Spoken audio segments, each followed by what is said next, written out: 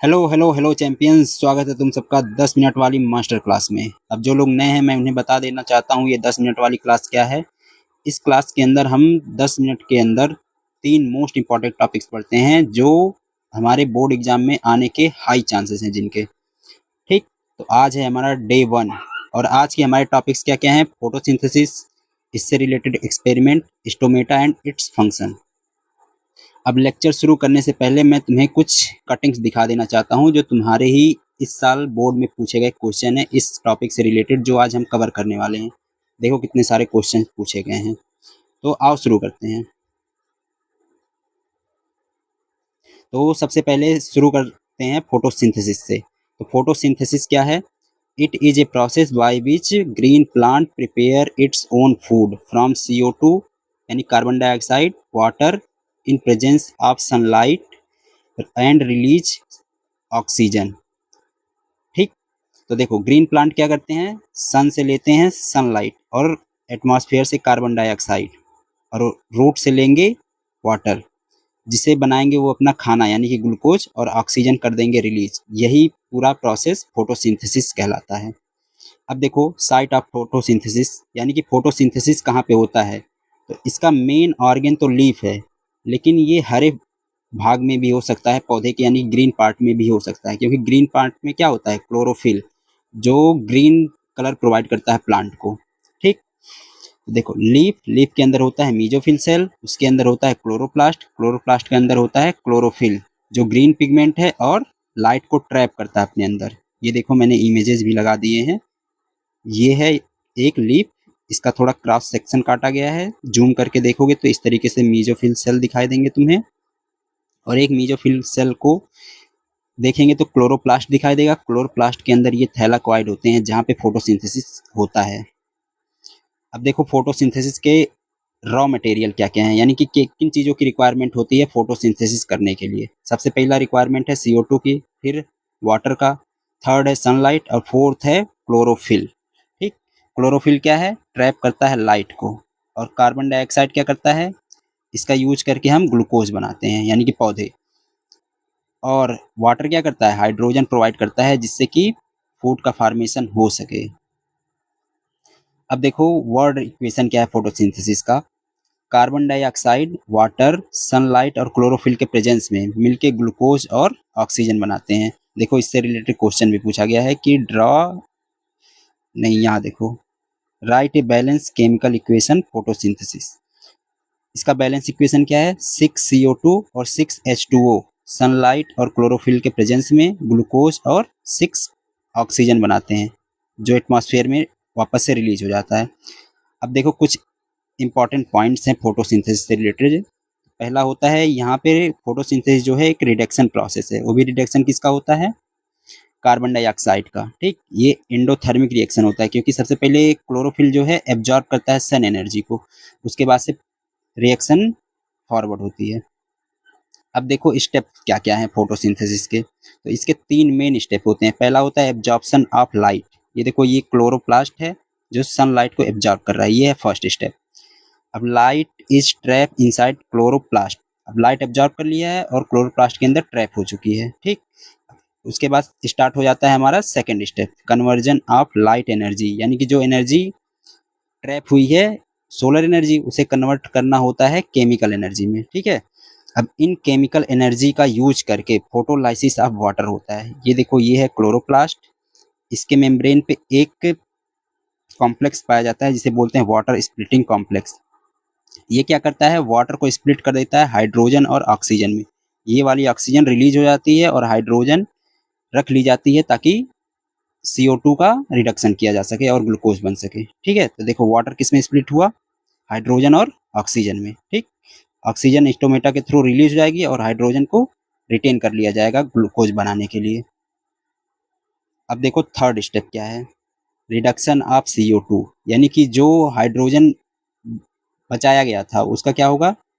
अब CO2 inter करेगी stomata के थ्रू और हाइड्रोजन के साथ कंबाइन होके कार्बन डाइऑक्साइड क्या बना लेगी, ग्लूकोज। ठीक है, ग्लूकोज बन गया। ग्लूकोज को क्या कर लेंगे, स्टोर कर लेंगे एज स्टार्च, यानी कि स्टार्च के फॉर्म में ग्लूकोज को स्टोर किया जाता है और हमारा खाना बन चुका है। तो देखो क्या हुआ, सबसे पहले सोलर एनर्जी को ट्रैप किया गया, कहाँ पे? क्लोरोप्लास्ट के अंदर। फिर क्या हुआ? सोलर एनर्जी कन्वर्जन, यानी कि हाइड्रो वाटर को तोड़ा गया किसमें? हाइड्रोजन और ऑक्सीजन में, ऑक्सीजन रिलीज हो गया। ठीक, अब स्टोमेटा के थ्रू जो कार्बन डाइऑक्साइड इंटर हुआ था, कार्बन डाइऑक्साइड और हाइड्रोजन ये दोनों मिलके ग्लूकोज बना लेंगे। ठीक है, अब देखो क्वेश्चन ये भी पूछा जा सकता है कि जो ये ऑक्सीजन रिलीज हुआ है, ये कार्बन डाइऑक्साइड का ऑक्सीजन है या फिर वाटर का? ठीक है, तो देखो वाटर को तोड़े थे किसमें? H+ और ऑक्सीजन में, तो ये वाला ऑक्सीजन तो रिलीज हो गया था, यानी कि ये जो ऑक्सीजन रिलीज हुआ है किसका ऑक्सीजन है? वाटर का। ठीक है, ध्यान रखना। अब देखो जो एक्सपेरिमेंट हुए थे फोटोसिंथेसिस से रिलेटेड, पहला एक्सपेरिमेंट है बेल जार एक्सपेरिमेंट। इसका एम क्या था? प्रूव करना कि कार्बन डाइऑक्साइड इसेंशियल होता है फोटोसिंथेसिस के लिए, यानी कि फोटोसिंथेसिस के लिए कार्बन डाइऑक्साइड जरूर होता है। ठीक है, अब इसके लिए मटेरियल क्या क्या चाहिए? हमें चाहिए 2 हेल्दी प्लांट, 2 बेल जार चाहिए, KOH चाहिए यानी कि पोटेशियम हाइड्रोक्साइड, वाटर चाहिए, आयोडीन सोल्यूशन चाहिए और वॉच ग्लास चाहिए। ठीक है, देखो यहाँ पे ये प्लांट है, ठीक है, ये है वॉच ग्लास। अब प्रोसीजर क्या है? सबसे पहले डी स्टार्चिंग करेंगे। डी स्टार्चिंग मतलब पौधे को 1 से 3 दिन डार्क में रख के उसका सारा स्टोर्च खत्म कर देंगे। ठीक है, उसके बाद से क्या करेंगे? कीप वॉच ग्लास कंटेनिंग, देखो इसके अंदर एक वॉच ग्लास रखेंगे जिसके अंदर क्या होगा? एक में होगा KOH और दूसरे में होगा वाटर। KOH क्या करता है? कार्बन डाइऑक्साइड जितना भी होगा उसको एब्जॉर्ब कर लेगा। ठीक है, अब देखो फिर क्या कर देंगे? जब वॉच ग्लास में रख देंगे जिसमें एक KOH और वाटर होगा तो उसको सील कर देंगे वैसलीन वगैरह लगा के। फिर क्या करेंगे?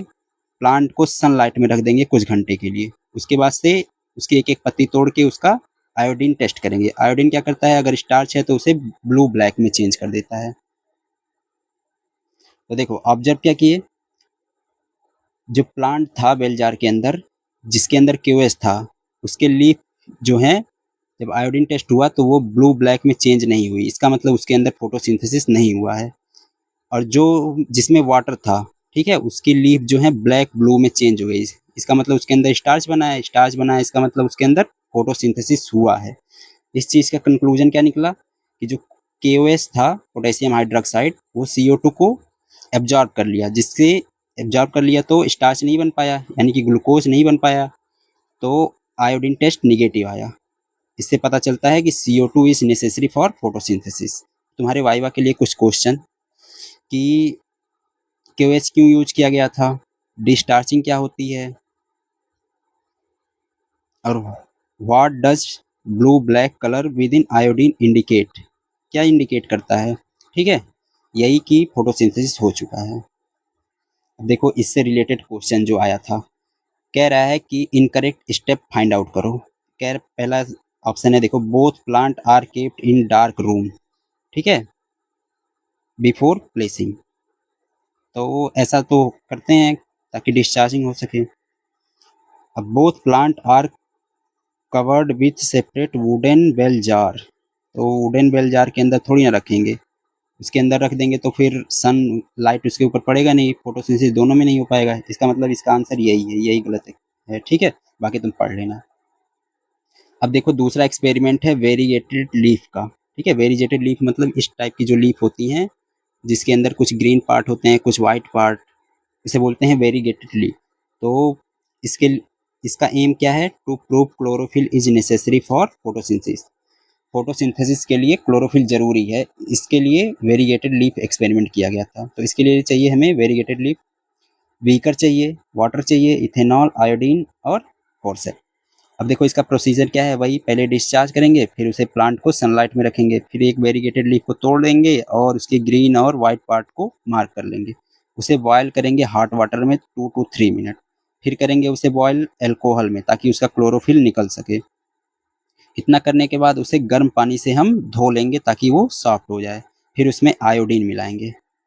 अब देखो ऑब्जर्वेशन क्या, इतना करने के बाद क्या होता है, जो ग्रीन पार्ट है वो ब्लू ब्लैक में चेंज होता है, इसका मतलब वो उसके अंदर स्टार्च प्रेजेंट है, और जो व्हाइट पार्ट है वो वैसा का वैसा ही रहता है यानी कि उसमें स्टार्च नहीं प्रेजेंट है। इससे कंक्लूजन क्या निकला, only the green part containing chlorophyll, यानी कि ग्रीन प्लांट पार्ट में क्या था, क्लोरोफिल, जो परफॉर्म किया फोटोसिंथेसिस और प्रोड्यूस हुआ स्टार्च। इससे हमें पता चल गया कि क्लोरोफिल जरूरी होता है फोटोसिंथेसिस के लिए। अब तुम इसका आंसर बताओ कि अल्कोहल क्यों यूज किया गया था। अब देखो नेक्स्ट टॉपिक है हमारा स्टोमेटा। स्टोमेटा क्या होता है कि पत्ती के जो निचली सतह होती है उसके ऊपर छोटे छोटे पोर्स पाए जाते हैं, इसे बोलते हैं स्टोमेटा। ठीक है। अब स्टोमेटा जो है वो सराउंडेड होते हैं गार्ड सेल से, ये है गार्ड सेल और ये बीच में दिख रहा है यही है स्टोमेटा। ठीक है। अब देखते हैं ओपनिंग स्टोमेटा की कैसे होती है। तो जब सनलाइट पड़ता है तो गार्ड सेल जो है एब्जॉर्ब कर लेता है के प्लस आयन, यानी कि इसके अंदर के प्लस आयन हो जाएंगे, जिसके वजह से इस यहाँ का कंसंट्रेशन ज़्यादा हो जाएगा इससे। फिर क्या करेगा, वाटर जो है ऑस्मोसिस के थ्रू, ऑस्मोसिस क्या होता है, वाटर का मूवमेंट लो कंसंट्रेशन से हाई कंसंट्रेशन की तरफ। तो यहाँ कंसंट्रेशन ज़्यादा कर दिए, यहाँ लो है तो ऑटोमेटिक वाटर उसके अंदर चला जाएगा। तो क्या हुआ, सनलाइट हुआ आया, सनलाइट पड़ने के बाद गार्ड सेल ने क्या ऑब्जर्व कर लिया, potassium ion. Potassium ion absorb करने के बाद वाटर उसके अंदर एंटर कर गया ऑस्मोसिस के through. Guard cell became turgid, यानी कि ये जो गार्ड सेल ये फूल जाएंगे, फूलने के बाद से ये अपने दीवार पे प्रेशर लगाने लगेंगे। ठीक है। और बेंड हो जाएंगे आउटवर्ड। जब ये इधर खींचेगा ये दोनों तो स्टोमेटा ओपन हो जाएंगी। अब स्टोमेटा ओपन होने से क्या होता है, कार्बन डाइऑक्साइड अंदर आ जाती है, ऑक्सीजन और वाटर बाहर चले जाते हैं। वाटर बाहर जाने को बोलते हैं ट्रांसपिरेशन। अब देखो ट्रांसपिरेशन से भी एक क्वेश्चन पूछा गया था इसी साल कि ट्रांसपिरेशन जो है प्लांट में एक नेसेसरी इविल है, मतलब वो जरूरी दानव है उसके अंदर, यानी कि उसे फायदा भी है नुकसान भी है। तो फायदा क्या है, सबसे पहले कि ये प्लांट को कूल रखता है। ठीक है। और ईविल क्यों है, क्योंकि इससे वजह से वाटर लॉस हो जाता है। ठीक है, पौधे मुरझा जाते हैं, यानी कि कॉज विल्टिंग। जरूरी क्यों है, क्योंकि ये प्लांट को क्या प्रोवाइड करता है, वाटर। अब देखो क्लोजिंग ऑफ स्टोमेटा कैसे होता है, रात के समय या फिर वाटर का शॉर्टेज हो अगर, तो पोटेशियम आयन जो है इसके अंदर से मूव कर जाते हैं बाहर, यानी कि यहाँ कंसंट्रेशन हो गया ज़्यादा तो यहाँ से वाटर वापस चला आएगा। तो गार्ड सेल बिकम फ्लैसिड, यानी कि ये ऐसे फ्लैसिड हो जाते हैं। गार्ड सेल मूव्स इनवर्ड और अंदर जाके क्या कर लेते हैं, स्टोमेटा को क्लोज कर लेते हैं। अब ऐसा क्यों करते हैं, टू प्रिवेंट वाटर लॉस और प्रोटेक्ट प्लांट फ्रॉम डिहाइड्रेशन। ठीक। अब इससे रिलेटेड भी एक क्वेश्चन पूछा गया था, इसका आंसर है गार्ड सेल। अब देखो स्टोमेटा का रोल क्या होता है, तो स्टोमेटा एक छोटे छोटे पोर्स हैं जिससे होता है exchange of gases, CO2 inter करती है, ऑक्सीजन रिलीज होती है, और water vapour also release by transpiration, water loss. ठीक। अब देखो रोल ऑफ क्लोरोफिल। क्लोरोफिल का रोल क्या है, ये तो पहले ही पढ़ चुके हैं, ट्रैप करता है किसको, सनलाइट को, कन्वर्ट करता है केमिकल एनर्जी को, अरे लाइट एनर्जी को केमिकल एनर्जी में। ठीक है। अब बताओ तुम, क्या प्लांट के अंदर अगर सन नहीं है उसे आर्टिफिशियल लाइट दिया जाए तो फोटोसिंथेसिस होगा कि नहीं। अब कुछ फैक्टर्स देख लेते हैं जो फोटोसिंथेसिस को अफेक्ट करते हैं। पहला है इंटरनल फैक्टर, कि जो पौधे के अंदर होते हैं ऐसे फैक्टर। ठीक है। क्लोरोफिल अगर ज़्यादा है तो फोटोसिंथेसिस ज़्यादा होगी। पत्ती अगर यंग है तो उसमें फोटोसिंथेसिस ज़्यादा होगा, बूढ़ी पत्ती हो गई है तो उसमें कम होगा। और वाटर कितना है प्लांट के अंदर। सेकेंड है एक्सटर्नल फैक्टर, जैसे कि लाइट, आज बादल है तो फोटोसिंथेसिस कम होगा, बढ़िया लाइट है तो फोटोसिंथेसिस ज़्यादा होगा, तेज लाइट है तब भी फोटोसिंथेसिस कम होगा। CO2 कंसंट्रेशन ज़्यादा है तो ज़्यादा फोटोसिंथेसिस। टेम्परेचर और वाटर आसपास कितना है प्लांट के। अब देखो इंपॉर्टेंस ऑफ फोटोसिंथेसिस का इंपॉर्टेंस क्यों है, क्योंकि ये प्रोड्यूस करता है फूड, ऑक्सीजन प्रोड्यूस करता है, कार्बन डाइऑक्साइड जो वाटर एटमॉस्फेयर में है उसे क्या करता है, फिक्स करता है, और स्टोर करता है सोलर एनर्जी को। आई होप तुम्हें ये समझ आया होगा। अब तुम इसे रिवाइज कर लेना और यहाँ से तुम्हारे 3 to 5 मार्क्स फिक्स हैं। थैंक यू सो मच देखने के लिए। मैं कल नेक्स्ट लेक्चर लेके आऊँगा।